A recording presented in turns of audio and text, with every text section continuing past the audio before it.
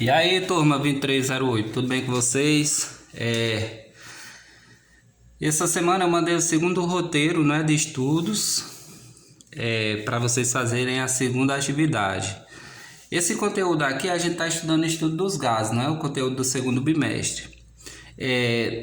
Na última aula a gente viu as transformações, né, que eram exotérmica, isobárica e isovolumérica.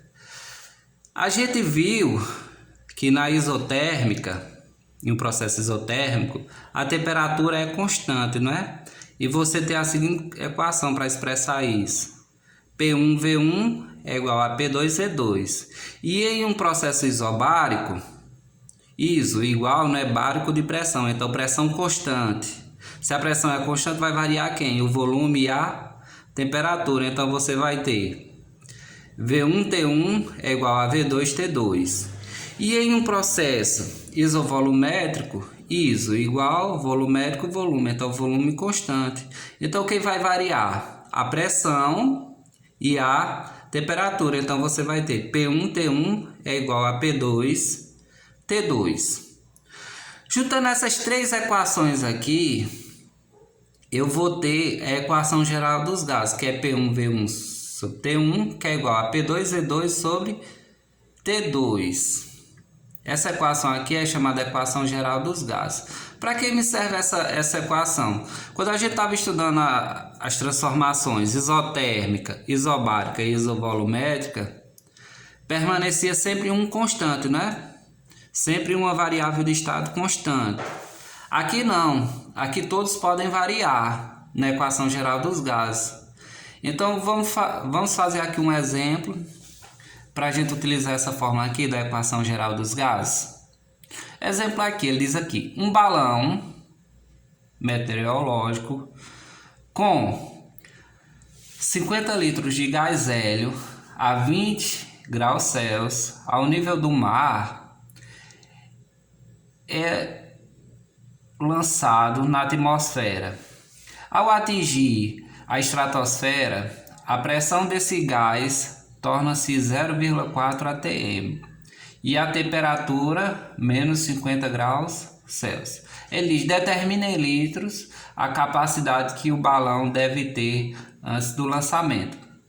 Pessoal, ele diz aqui, um balão meteorológico está com 50 litros de gás hélio a 20 graus Celsius ao nível do mar. Então, se está ao nível do mar, ele está na terra. Então, eu tenho que, antes dele subir, meu volume vai ser quanto? 50 litros ao nível do mar, né? Minha temperatura ao nível do mar, que é a T1, 20. Então, quando eu somo mais 273 para encontrar em kelvins, isso aqui vai dar 293 Kelvin. Como é ao nível do mar, toda pressão ao nível do mar ela vai ser 1 atm. Então a pressão inicial vai ser 1 atm. Ele quer saber aqui, pessoal, o V2. Ele quer saber a capacidade do gás, a capacidade do balão quando esse gás é expandido, porque quando ele chegar na atmosfera, esse gás vai expandir. Então ele quer saber a capacidade desse balão, de armazenamento desse balão. Então ele quer saber o V2. Então eu tenho, ele está falando aqui também. Aí ele diz: ao atingir a estratosfera, a pressão desse gás torna-se 0,4 atm. Então a pressão 2 vai ser 0,4 atm. E ele diz que está uma temperatura de menos 50 graus Celsius. Então eu pego esse menos 50 graus Celsius, que ele dá em Celsius, e somo com 273, vai dar 223 Kelvin. Então aqui eu tenho todos os dados, né? Tem V1, tem T1, tem P1, V2 aqui eu quero encontrar, e T2 eu tenho e P2 eu tenho também. Então é só jogar aqui, não é? Quem é P1? 1, como a gente viu aqui, não é? Quem é V1? 50, substituir aqui. Quem é T1? 293. Quem é P2? 0,4. Quem é V2, aqui eu quero calcular. Quem é T2? 223. Então aqui eu multiplico os extremos E passo dividindo, eu vou chegar nesse resultado aqui. 93,1 litro. Vamos para outra equação aqui.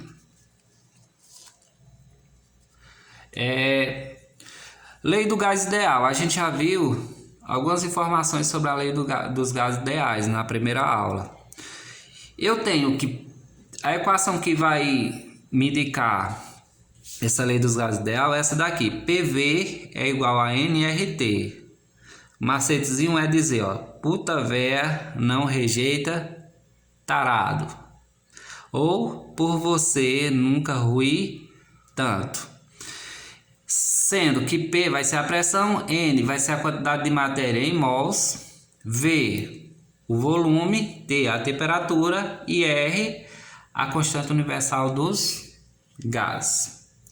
Aí ele diz aqui, eu sei que a gente vê até isso aqui em química, que N, que é a quantidade de matéria, vai ser massa dividido por massa molar.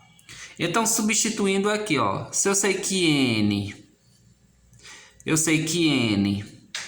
é massa dividido por massa molar, então vai ficar PV é igual a M sobre a massa sobre a massa molar vezes RT.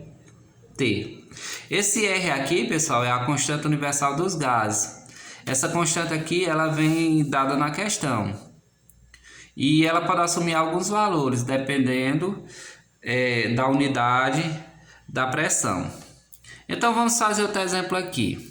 Ele diz aqui, determine o volume molar. Se ele está pedindo um volume molar, ele quer V de um gás ideal cujas condições estejam normais, ou seja, nas CNTP, condições normais de temperatura e pressão.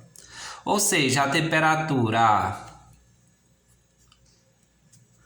273 Kelvin e a pressão de 1 atm. Aí ele diz aqui, dado R 0,082 atm por litro vezes litro mol vezes Kelvin. Então ele diz que R aqui é 0,082. Vou colocar aqui as unidades não que é grande. E ele quer o volume. Então eu sei aqui que PV é igual a nRT. Eu tenho a pressão, que é de 1 atm. O volume é que ele quer calcular. N, quem vai ser N? Aqui não tem N, mas como ele diz aqui, ó, determine o volume molar de um gás ideal, cujas condições estejam normais. Então, como ele falar aqui que é um gás ideal e está nas condições normais, a quantidade de matéria, que é o número de mols, vai ser de 1 mol. Porque está em quê? Está nas condições normais. Sempre quando ele diz nas condições normais, N vai ser igual a 1 mol. Então é só substituir agora, não é? Porque eu já tenho tudo, eu só vou calcular V. Quem é P? 1. Quem é V? É quem eu vou calcular. Quem é N? É 1. Quem é R?